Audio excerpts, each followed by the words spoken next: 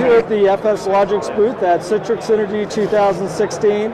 I'm here with Dave Young. How are you doing today? I'm doing great. We've got some great announcements today that's going to help those users that are running VDI and RDSH servers that need to have Office 365 running on it. So what are you showing here at Citrix Synergy? So with this announcement, what we have is the enablement of Office 365 to capture the user's OST, their search criteria, their licensing criteria, and their OneDrive criteria, all within a VHD, so that when a user logs off and logs back in, we can make that desktop non-persistent, but persist the user's Outlook data, their Office data, and all that good stuff. So what that means to IT is we get the benefit of a non-persistent desktop, and what that means to the user is they get the benefit of having their mail instantaneously there, available, where they can manipulate it locally and take action on it. Great. Do you have something you can show us? Absolutely. We got a demo here. I'm going to go ahead and hit play on this. This is a 18-minute long demo compressed down to just a few minutes. And what you're going to see is desktop number 1 is a traditional desktop with the OST that rebuilds every time the user logs in. Desktop number 2 is a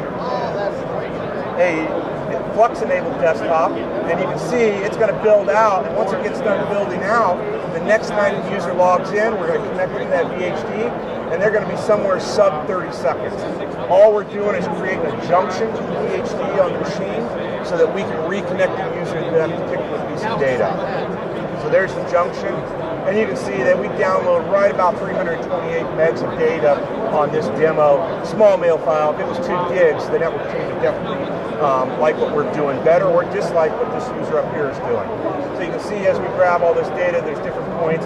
One of the things we'll notice is the CPU on this particular machine is running right at about 35%.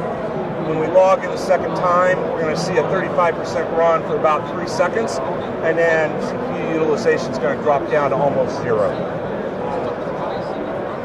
So here we're logging out. Everything's downloaded to the local machine. So when this next login happens, the top machine on the right is going to rebuild that OST, and the bottom machine is just going to reconnect it. So it's going to happen here in about 3 seconds. You can see the log off and restart of mail. So here we go. So now you can see we're going to log into this machine. We're re-looking at the junction just to prove that it's there. For those people that really want to see exactly what's happening. And the top right machine has already started downloading mail again and will continue to churn for roughly 6 minutes. This user here has all their mail just like we left it, and they're only going to be grabbing differentials. Huge difference in data, 0.023 meg versus 328 meg worth of data.